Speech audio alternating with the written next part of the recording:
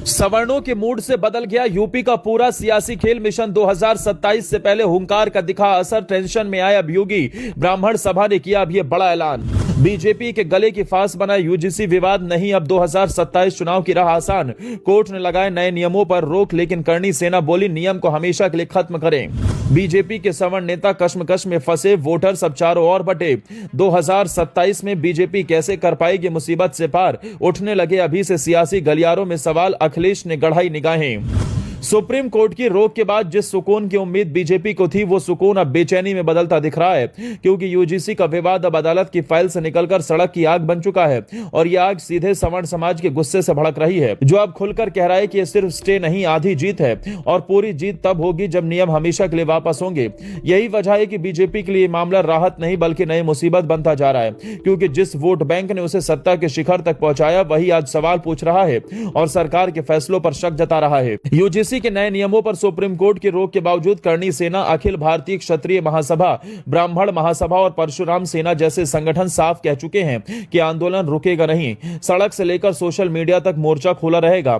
19 मार्च तक प्रदर्शन का ऐलान हो चुका है और इसमें सिर्फ राजपूत या ब्राह्मण ही नहीं बल्कि कायस्थ, वैश्य, खत्री और यहां तक कि मुसलमानों के सवर्ण संगठन भी शामिल हो चुके हैं। यह पहली बार है जब इतना बड़ा सवर्ण समूह एक मंच पर आकर बीजेपी सरकार के फैसले के खिलाफ खड़ा दिख रहा है, और यही बात इस आंदोलन को साधारण विरोध से अलग बनाती है। इस पूरे विवाद का सबसे बड़ा असर उत्तर प्रदेश में देखने को मिल रहा है, जहां बीजेपी के भीतर ही असंतोष फूट पड़ा है। जिला और स्थानीय स्तर के कई नेताओं ने इस्तीफे तक दे दिए। पार्टी के अंदर यह चर्चा आम हो चुकी है कि समर्थकों को अब समझाना मुश्किल हो रहा है। बीजेपी के एक विधायक ने यहां तक कहा कि अगर हम चुप रहते हैं तो हमारे ही वोटर हमसे सवाल करते हैं, और अगर विरोध करते हैं तो पार्टी नाराज होती है।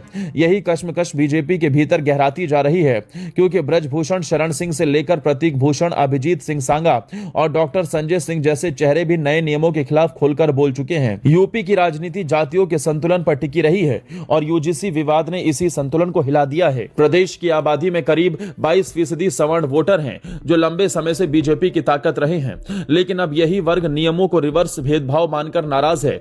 जनरल कैटेगरी के युवाओं का कहना है कि इन नियमों से उनके साथ अन्याय होगा। राजनीतिक विश्लेषक मानते हैं कि ब्राह्मण पहले से नाराज थे और अब ठाकुर, कायस्थ और वैश्य भी उसी राह पर आ गए हैं। 2014 से लेकर अब तक जिन सवर्ण वोटों ने बीजेपी को मजबूती दी, वही वोट अब खतरे की घंटी बनते जा रहे हैं। बीजेपी के सामने सबसे बड़ी चुनौती यही है कि वो किसे साधें और किसे मनाएं। अगर सरकार नियमों को सही ठहराती है तो सवर्णों की नाराजगी और बढ़ेगी, और अगर नियम वापस लेती है तो एससी, एसटी और ओबीसी वर्ग का विरोध झेलना पड़ेगा। यही वजह है कि बीजेपी इस वक्त दो राहे पर खड़ी है।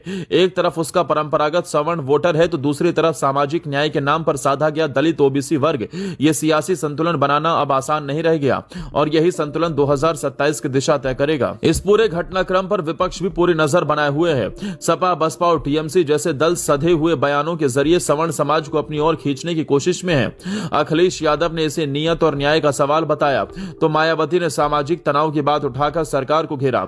विपक्ष जानता है कि अगर सवर्ण बीजेपी से दूर गए तो पूर्वांचल और अवध में 10 से 15% वोटों का सीधा असर पड़ेगा, और यही असर 2027 में सत्ता की तस्वीर बदल सकता है। यूजीसी का विवाद अब सिर्फ नियमों की लड़ाई नहीं रहा, भरोसे और वोट बैंक की लड़ाई बन चुका है, और यही लड़ाई आने वाले दिनों में यूपी की राजनीति को नई दिशा देने वाली है।